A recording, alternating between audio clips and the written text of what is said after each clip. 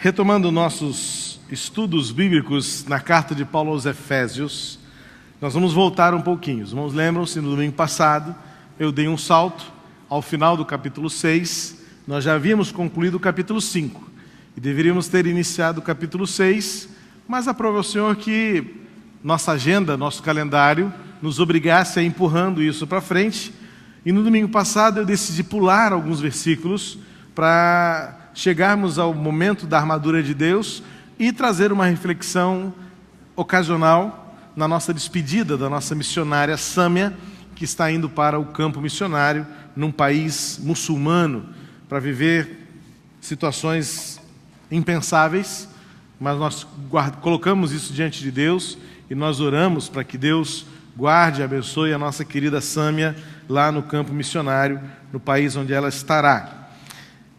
Como eu prometi, eu vou voltar àquele texto de Efésios 6:10 em diante, porque existem algumas coisas ali que eu não posso deixar passar nos elementos da armadura de Deus, e nós vamos retomar a sequência. Mas vamos voltar um pouquinho agora ao início do capítulo 6, dando continuidade ao nosso estudo bíblico na carta aos Efésios. Estava vendo os meus arquivos e vamos completar praticamente um ano de estudos na carta aos Efésios. Isso é bom, porque a palavra de Deus precisa ser esmiuçada detalhadamente. A gente não pode ler a Bíblia com pressa, e especialmente se quisermos extrair dela o sumo, o máximo que nós pudermos. Existem versículos que podem ser pregados 3, 4 vezes e extrairmos dele algumas lições, não apenas uma. Apesar dele ter um mesmo sentido, o mesmo objetivo ao ter sido escrito, a maneira como nós podemos aplicá-lo muitas vezes se tornam maiores, duplas, triplas, sabe-se lá, dependendo do texto bíblico. E aprove também ao Senhor que justamente hoje, quando os nossos filhos cantaram, no primeiro e no segundo culto, nós retomemos ao texto justamente no trecho em que Paulo vai trazer uma pequena, mas profunda orientação no relacionamento entre pais e filhos. Domingo, dia 6 de maio, quando nós iniciamos o mês de maio, eu trouxe uma reflexão e o entendimento, o estudo bíblico, no trecho do capítulo 5, versos 22 em diante, quando Paulo vai falar sobre o relacionamento entre marido e mulher. Um texto que não é muito fácil de ser entendido, mas eu espero de coração que de maio para cá você tenha aprendido que esse texto não tem nada de complexo, e muito menos de machista.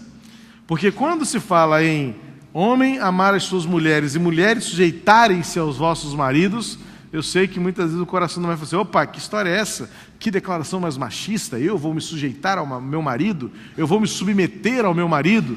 Isso causa um certo desconforto, como causou no meu casamento, quando uma colega da gente disse: aquele velhinho que pregou, meu avô, aquele velhinho que pregou falou um negócio lá que eu não aceito. Você vai se submeter ao seu marido? Mas eu quero fazer um pequeno retorno só para você gravar de uma vez por todas que a Bíblia é perfeita em todos os seus caminhos. E quando ela diz que vós, mulheres, devem ser submissas ao seu próprio marido, e ela fala: vós, maridos, amem cada um a sua própria mulher, na verdade a Bíblia está resgatando o valor da mulher numa sociedade que absolutamente ignorava a figura do papel feminino em seu contexto. E o peso sobre nós, homens, é muito maior, porque à mulher é dado a responsabilidade de entregar-se, e ao homem é dado o papel e a responsabilidade de amar com a própria vida. É interessante que Paulo fala 3 vezes isso. Se você ler o texto, 3 vezes Paulo fala: por isso, maridos, amem vossas mulheres. No mesmo trecho. Por isso digo mais uma vez: amem suas mulheres. E por último, como Cristo amou a igreja, amem a sua mulher. Por que Paulo fala 3 vezes, hein? É porque Paulo sabe da nossa caixa do esquecimento, né? Lembra do pastor Ebenezer? A gente esquece, o homem tem uma memória muito curta, esquece as coisas facilmente. E aí Paulo fala para a mulher: e uma vez basta. Para a mulher, assim, uma vez comigo é o suficiente. Aí Paulo fala: sujeitem-se a seus maridos. E aí Paulo vai dizer aos homens: amem. Primeiro que ele faz uma observação importante, que ele valoriza e estabelece a monogamia e a fidelidade conjugal como algo inegociável. Ele fala: vós, maridos, amem cada um a sua própria esposa.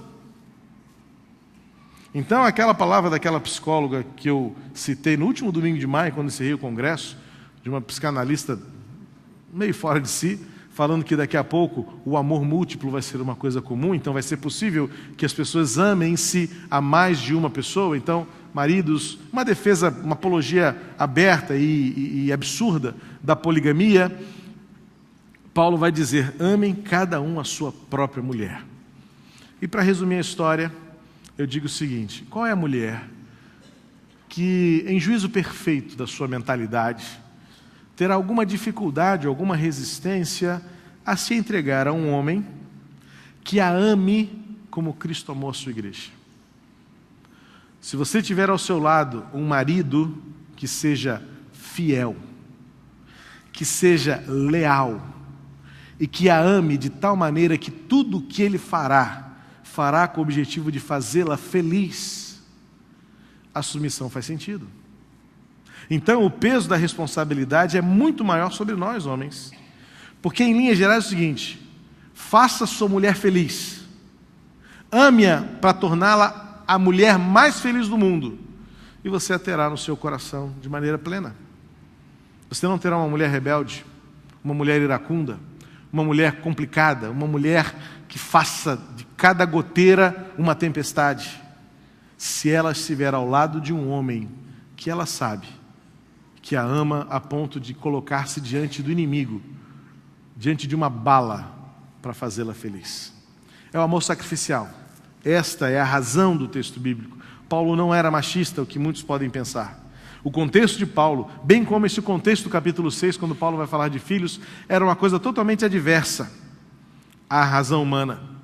E olha, se a gente diz que a fé cristã colocou a mulher em um patamar de honra, quanto mais vai fazer isso com os próprios filhos.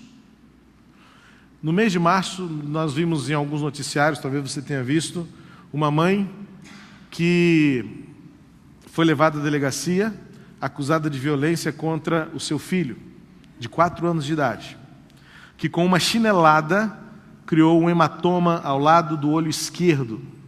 E ela, diante do delegado, disse: não, eu queria acertar o bumbum dele. Há uma distância considerável, né? E há uma anatomia bastante específica entre bumbum e rosto. No mês passado, eu não contive minhas lágrimas assistindo aos nossos telejornais, em que um vizinho filmou um homem surrando a sua filha de 9 anos porque ela havia riscado a geladeira. Eu ia trazer a cena, mas eu achei tão... Eu a vi novamente essa semana e eu chorei de novo vendo na internet, porque eu falei: levo ou não levo? Não, decidi não trazer, porque é muito chocante.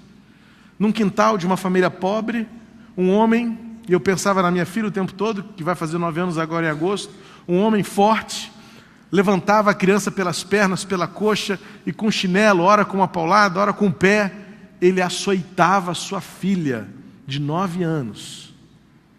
E depois ele vai com a cara mais lavada dar entrevista e diz: não, eu perdi o meu controle. Não é demais a gente voltar ao texto bíblico e entender o que Paulo estava querendo dizer quando diz: vós, pais, não irritem vossos filhos. Assim como a tese aqui é uma via de mão dupla, veja bem, a Bíblia não foi escrita em capítulos nem em versículos. A Bíblia foi escrita em um texto corrido, completo. Então, o pensamento de Paulo, ele segue o mesmo raciocínio, a mesma organização.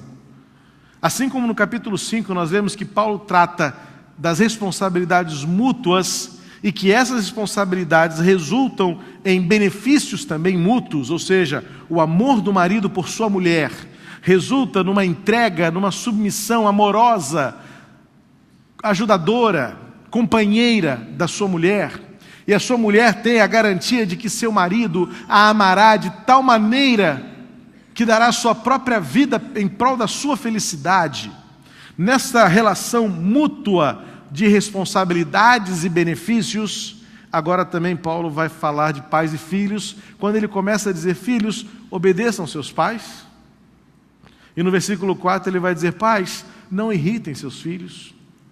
A relação também aqui é de mutualidade. Não existe honra se não houver exemplo. Não existe obediência se não houver coerência.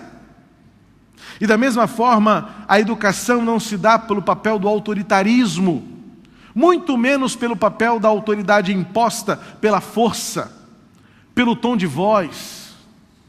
Especialmente nós, homens, precisamos ser lembrados disso constantemente, quando lidamos com crianças. A nossa própria presença é intimidadora. E se nós somarmos esta presença intimidadora pela estatura, pelo tamanho e pelo tom de voz, se agregarmos a isto a violência física, nós estamos deformando o cidadão da manhã. E nós estamos machucando lá no fundo, ferindo a criação perfeita de Deus, de um ser que nasceu frágil, que nasceu dependente, e que nasceu para ser um referencial do nosso alvo espiritual. Pois foi isso que Jesus disse: se alguém quiser herdar o reino dos céus, deve se tornar como uma criança. E nós, pela nossa insolência, pela nossa inconsequência, lidamos com nossas crianças de tal maneira que nós promovemos uma deformação. Recentemente lemos um artigo juntos em casa, de que para se consertar ou para se investir numa sociedade melhor, precisamos de 100 anos de investimentos, tanto financeiros quanto investimentos morais.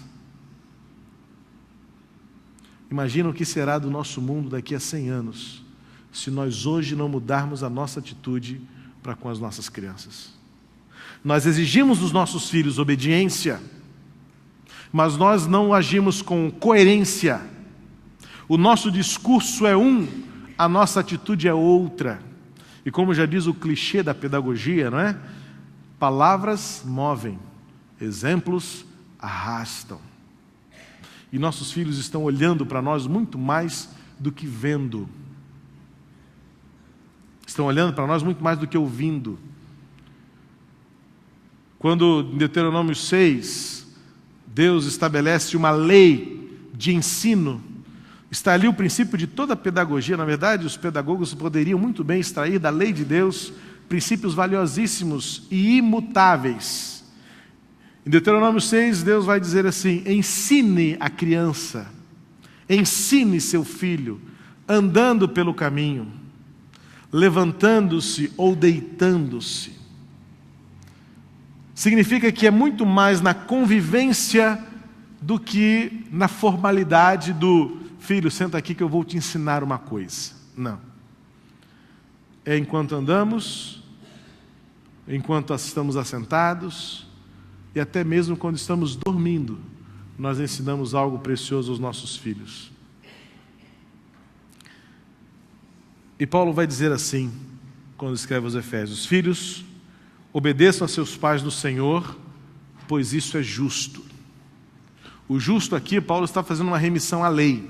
E é o que ele vai dizer no versículo 2, ele vai citar a lei de Moisés, os 10 mandamentos, quando o primeiro mandamento moral, os 4 primeiros são mandamentos, digamos assim, espirituais, são mandamentos que referem-se ao nosso relacionamento com Deus. Agora o primeiro mandamento moral, que seria o 5º mandamento, na lista de 10, Paulo vai citar, e no versículo 12 ele diz: honra teu pai e tua mãe. Este é o primeiro mandamento com promessa. Aqui há uma discussão exegética, porque alguns manuscritos não trazem o com promessa. É como se fosse uma inserção posterior. Não sabemos muito bem, essa é parte da crítica dos estudiosos que leem os manuscritos, que avaliam, que criticam, mas todos concordam que Paulo cita: este é o primeiro mandamento. O que seria então? Por que o primeiro mandamento, se nós sabemos que na lista ele é o 5º dos 10? Por certo, Paulo está fazendo uma referência à própria formação da criança. Na lei, e tanto na lei escrita quanto na lei moral, a primeira coisa que a criança deve aprender no seu crescimento é obedecer seus pais. É honrar os adultos, é respeitar a autoridade. Mas o problema é o mesmo problema de Efésios 5, 22 em diante. Como é que queremos que as mulheres se submetam a homens que são infiéis, desleais, machistas, egoístas, egocêntricos, muitas vezes nécios, e não são exemplares no seu comportamento? Assim também, Paulo vai colocar diante dos filhos a responsabilidade que eles têm individualmente, mas que, por outro lado, ele vai terminar o seu pensamento dizendo: mas não é possível que isso aconteça sem que nós, pais, sejamos exemplos coerentes e imitáveis. É claro que a palavra de Paulo traz aqui a promessa que nós encontramos lá na lei de Moisés: honra teu pai e tua mãe, para que se prolonguem os teus dias na terra que o Senhor teu Deus te dá. Então, de fato, existe aqui uma atitude requerida de nós, filhos, que independe de quem, quando ou como sejam nossos pais. Na verdade, a atitude de honrar transcende a existência física e material dos nossos pais. Mesmo quando eles não existirem mais, nossas memórias, nossas lágrimas, nossas lembranças e a nossa atitude deve levar adiante a honra merecida por aqueles que nos colocaram neste mundo. E isto não depende. Como filhos, o mandamento não coloca possibilidades ou condicionantes. É para ser feito. Mas Paulo, sabendo que todo tipo de relacionamento tem a sua viés de mutualidade, Paulo vai concluir o seu texto dizendo: por sua vez, pais, não irritem seus filhos, antes criem-nos segundo a instrução e o conselho do Senhor. Como eu disse, esta palavra do apóstolo Paulo, escrita aos Efésios, tem uma novidade no ar incomparável. O contexto em que Paulo escreveu era totalmente desfavorável ao seu pensamento. Existia o conceito na lei romana, e que ainda existe até hoje, mas vamos dizer que foi burilada e atualizada, mas existe o princípio jurídico do pátrio poder. Os juristas sabem muito bem o que é isso. Quem já viveu situações de conflito sabe o que a justiça entende por pátrio poder, ou seja, é a autoridade e o direito que o pai tem sobre seu filho. A questão era que na época do Império Romano isso era abusivo. O problema do pátrio poder se estabelecia porque o Império Romano dava ao pai o direito absoluto e incontestável de vender seus filhos como escravos, se fosse preciso. Dava aos pais o direito de colocarem seus filhos para trabalhar nos campos, independentemente da idade, e até em cadeia, se fosse preciso, para estabelecer a sua autoridade. Não existia estatuto da infância e do adolescente, como também na época não existia estatuto do idoso. O direito era, muitas vezes, por sua vez, unilateral e algumas vezes até abusivo, incontestável. Era também disposto pelo princípio do pátrio poder que o pai poderia fazer com seu filho o que ele bem entendesse, sem interferência do Estado ou de qualquer outra autoridade. Era possível, inclusive, infringir qualquer lei em prol do princípio do pátrio poder. Até mesmo a própria pena de morte poderia ser estabelecida por um pai, por qualquer razão que ele entendesse ser viável. Além disso, o pátrio poder era um princípio vitalício. Portanto, ainda que houvesse reis e magistrados, pessoas que na organização social e de uma sociedade se estabelecem como o ápice da posição dessa organização social, ainda que um rei ou magistrado tivessem toda a autoridade, acima dele ainda estaria o seu pai. Portanto, mais importante do que o rei era o pai do rei, porque enquanto o pai existisse, ele tinha toda a autoridade e absoluta autoridade sobre seu filho. O que isso acontece? O que acontecia então? É que muitas vezes essa autoridade era levada ao extremo, criando situações absurdas de abuso de poder e autoridade, de humilhação de crianças e filhos em qualquer idade, pelo estabelecimento do princípio incontestável do pátrio poder. Existia também na época do apóstolo Paulo o costume de se abandonar crianças. Era muito comum e muito frágil, muito aceitável pela sociedade. Uma criança nascia e ela era trazida aos pés de seu pai, colocada em seus pés, e o pai ficava alguns instantes refletindo, olhando aquela criança.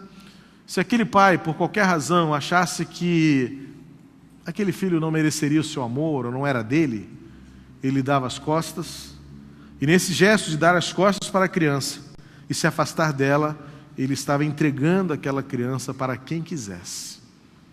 Quantos filhos foram rejeitados na tenra infância, por pais que por ignorância, por falta de amor e por falta de temor, os abandonaram. A gente pensa, mas esse costume não existe mais hoje. Não existe a prática. Mas quantos órfãos de pais vivos, pois são criados em contextos em que pais são indiferentes, não demonstram amor, não demonstram carinho, não abraçam, não se dirigem, não conversam, não valorizam seus filhos. Outro costume comum na época do apóstolo Paulo é que qualquer criança doente ou que nascesse disforme, ela era considerada como algo desumano, não era humano.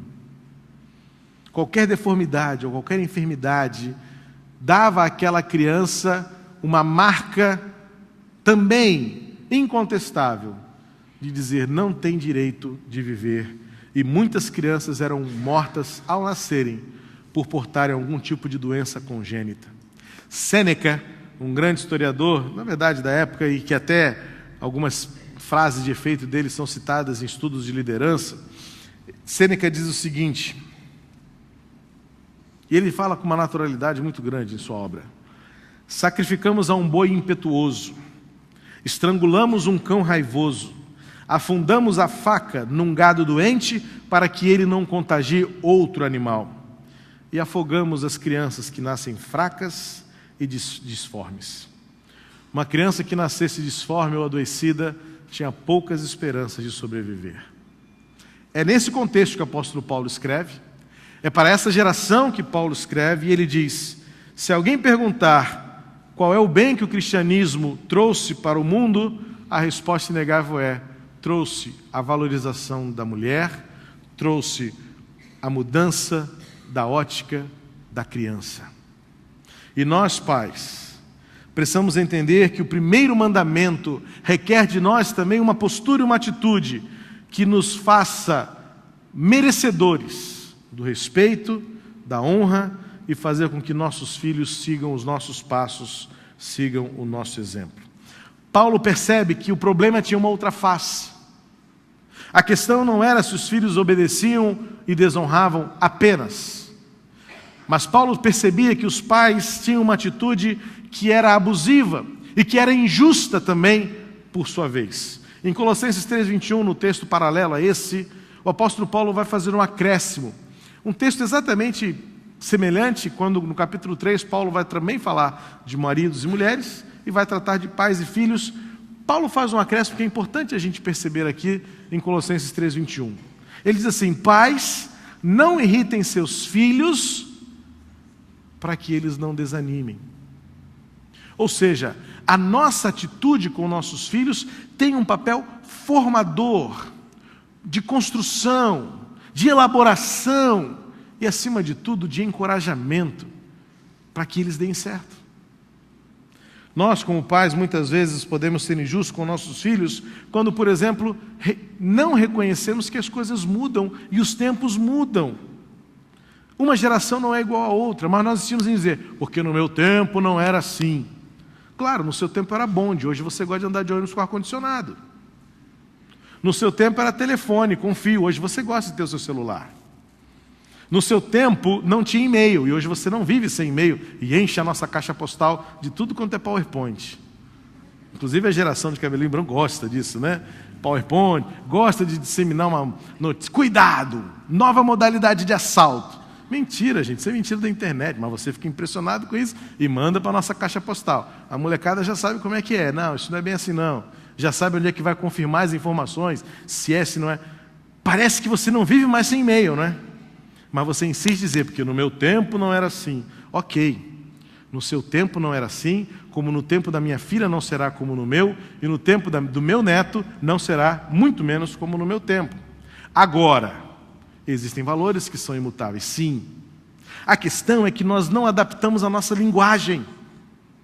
Nós não adaptamos o meio de comunicação. Nós adaptamos tudo. Não sentamos mais nos bancos de madeira, e antes do banco de madeira ainda era cadeira de cinema, de madeira. Quem é da antiga se lembra disso. Não tinha ar-condicionado, depois tinha ar-condicionado, e depois o ar-condicionado ficou velho, trocamos por ar-condicionados novos. Nós adaptamos uma série de coisas, mas esquecemos de adaptar a nossa maneira de falar com nossos filhos. E o que acontece? A distância vai ficando cada vez maior. E aí deixamos, por causa dessa distância, deixamos de falar daquilo que é essencial, daquilo que é imutável. E não adianta você impor por usos e costumes e dizer, porque no meu tempo não era assim. Mas convenhamos, assim como no meu tempo, que não é tão longe assim, no seu tempo também tinha muito problema de vícios, de imoralidade, de sexualidade depravada e de uma série de outras coisas, de corrupção, de uma série de outras coisas. Então, o problema não é o tempo, o problema não é a geração, o problema é que nós perdemos a linguagem, o problema é que nós perdemos a capacidade de dialogar com esta geração, de sentar com os nossos filhos e entender quais são as demandas deles hoje, o que os incomoda. Minha filha me torra a paciência toda vez que eu vou escovar o dente e a torneira fica ligada. Pai, a água do planeta. É verdade. No meu tempo a gente não se preocupava com isso. Não é? Nossos filhos hoje têm outras preocupações. Agora ela está me enchendo a paciência porque o Detran foi na escola e fez uma palestra. E eu tenho que ter uma paciência triplicada, porque ela sabe que não pode falar no celular. E sabe o que ela falou? Pai, sabe o que, pai? Eu falei, filha, nem fone de ouvido pode. Filha, mas é a mamãe que liga para mim, como é que eu vou deixar a mamãe tocando lá? Pai, não pode, porque causa acidente. Filha, mas o fone, a minha mão está no volante. Pai, o professor disse que a sua atenção se distrai. É verdade. No meu tempo, não se usava cinto de segurança. Hoje, nossos filhos já entram no carro e põem o cinto de segurança. Foi por isso que eu arrebentei a cara em 93, porque eu estava sem cinto de segurança quando eu bati com o carro. Os tempos mudam. Mas a gente insiste em impor aos nossos filhos a falta de diálogo, a falta de uma comunicação clara que transfira para eles os nossos valores, sem impor usos e costumes, porque essas coisas mudam. E toda vez que você fala para um adolescente, no meu tempo não era assim, sabe o que acontece? Ele fecha a porta e diz assim, realmente, como no seu tempo não era assim, você não se interessa pelo que acontece no meu tempo. E como você não conhece o meu tempo, o que você sabe não me interessa. E nós perdemos a conexão com essa geração. Que tal você sentar com os seus filhos e dizer assim, como é que é no seu tempo então? Aí o seu filho vai contar para você. Ih, pai, o negócio agora é ficar. Aí você vai mostrar para ele que ficar não está com nada. Você vai dizer, meu filho, na minha época também tinha assim. Sabia? Na minha época também tinha a dança da vassoura. Não era ficar. Urbilho. Não. Muito mais novo, né? Pai, deixa eu ir na boate. Meu filho, no meu tempo não tinha boate. Pai, mas não tinha uma tal de uma festinha hi-fi? Cara, é a mesma coisa. Mudou o nome. E se você não sentar para dialogar com o seu filho, você vai perceber que as coisas mudaram, mas os problemas são os mesmos. E você não pode perder a conexão. É isso que Paulo está dizendo de uma outra maneira. Não irritem seus filhos. Ao contrário, cuidem deles. Aí olha o que diz o que é atemporal. Cuidem dos seus filhos no temor e no conselho do Senhor, porque isso não muda nunca. Senta com seu filho, conversa com ele, ouve o que essa geração está falando e descubra como você pode entrar nesse coração e dizer que a única esperança é Jesus, independentemente do que aconteça lá fora. Outra coisa que a gente é injusto com nossos filhos é que a gente protege e não prepara os filhos para enfrentarem o mundo. Claro que eu queria botar minha filha numa redoma de vidro. Claro. Mas qual é a primeira coisa que a gente faz depois de um mês de vida? Na verdade, ainda na maternidade, eu peguei a Letícia na sala de cirurgia, trouxe para mostrar para todo mundo no vidro do berçário, depois levei ela para a enfermeira meteu uma agulhada aqui na coxinha dela. Por quê? Primeira vacina. E sabe o que é a vacina? É o vírus inoculado ali, enfraquecido, para gerar resistência. Você infecciona para gerar resistência. Aí você fala assim, não, com meu filho não. Aí põe ele numa bolha, lembra daquele filme antigo da bolha? E você não cria imunidade, você não cria resistência. É claro, a gente queria proteger, deixar ali no patamar, no pedestal, na sala de casa, meu troféu, ninguém mexe, ninguém toca, ninguém põe a mão. O pediatra que cuidou da Letícia quando ela era pequena, nós entregamos ele para um pediatra jovem, porque nós confiávamos nele, Dr. André Bressan, meu amigo querido.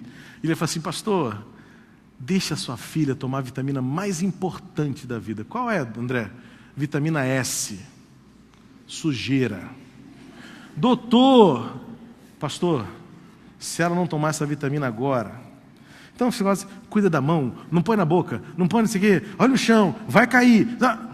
A criança, se você não tirar a criança do andador e deixar ela levar uns tombinhos, ela conhecer que a quina do móvel dói, não é? Você não vai botar o dedo da criança na tomada. Mas se a criança tomar um choquinho, ela não vai morrer.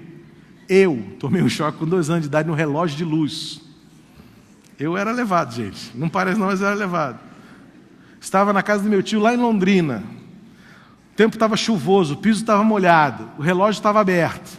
Olha só, no meu tempo não era assim, né? Mas o relógio estava lá, na altura da criança, e eu fui lá e meti a mão nos fusíveis. E estou aqui para contar isso para vocês. Meu pai não foi lá botar a mão, vem cá ver como é que isso dói. Isso é ignorância, isso é violência. Mas determinadas superproteções acabam prejudicando nossos filhos e despreparando-os para o mundo. Muitas vezes a nossa superproteção mais prejudica. Como eu disse, entenda bem. Às vezes a gente diz uma coisa e você entende outra. Eu vou dizer de novo para você, eu não estou dizendo que você precisa expor o seu filho ao perigo. Mas não tem como superprotegê-los se você não quiser prepará-los para a vida. A superproteção, na verdade, vai expô-los ainda mais, porque vai desprepará-los. Muitas vezes nós somos injustos com nossos filhos, porque nós não os preparamos para a realidade da vida. E por último, somos injustos quando nós não os encorajamos.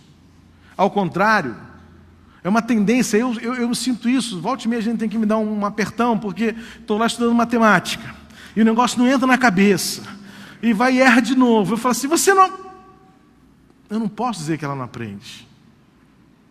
Porque se eu disser isso 1, 2, 3 vezes, ela vai acabar acreditando que ela não aprende. Paciência para ensinar é o sacrifício de encorajar, é o sacrifício de estimular. Benjamin West é um pintor de um tempo passado aí. Ele conta que a sua experiência foi a seguinte: um dia a mãe dele saiu e deixou ele cuidando da filha. Aquela história de menor incapaz. No meu tempo não era assim, né? Mas a filha ficou sendo cuidada por um menor incapaz. Ele ficou em casa, cuidando da irmãzinha Sally. Quando a mãe chegou, a casa estava um desespero de tinta para tudo quanto é lado. Ele, na ausência da mãe, encontrou lá uns potes de tinta com os pincéis e falou assim, vou pintar um quadro da Sally.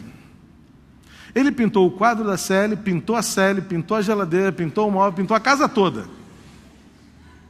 E a mãe, quando chegou e viu aquilo, falou assim: filho, o que você fez? Ele disse: mãe, eu pintei a Célia. Veio todo feliz com um garrancho lá. E ele disse assim: filho, que coisa linda, como a Célia está bonita aqui. Posso guardar? Aí ela dobrou e deu um beijo nele. E ele, depois de adulto, numa exposição, ele disse assim: o que me tornou um pintor foi o beijo da minha mãe. A gente precisa ter a coragem para encorajar nossos filhos, as virtudes que Deus os dotou, com que Deus os dotou, as qualidades e habilidades que nossos filhos têm, de tocar um instrumento, de mexer numa ferramenta, de escrever um texto, de criar alguma coisa que para nós parece ser tão boba, tão esquisita, mas é a semente de uma grande virtude, de uma qualidade de um grande homem, de uma grande mulher, que vai viver para transformar o mundo. Portanto, fica aqui o conselho de Paulo para nós pais. Sejamos exemplos, mas acima de tudo, eduquemos nossos filhos no temor e conselho do Senhor, para que a vida dos nossos filhos dê certo, a começar em nós. Vamos ficar de pé?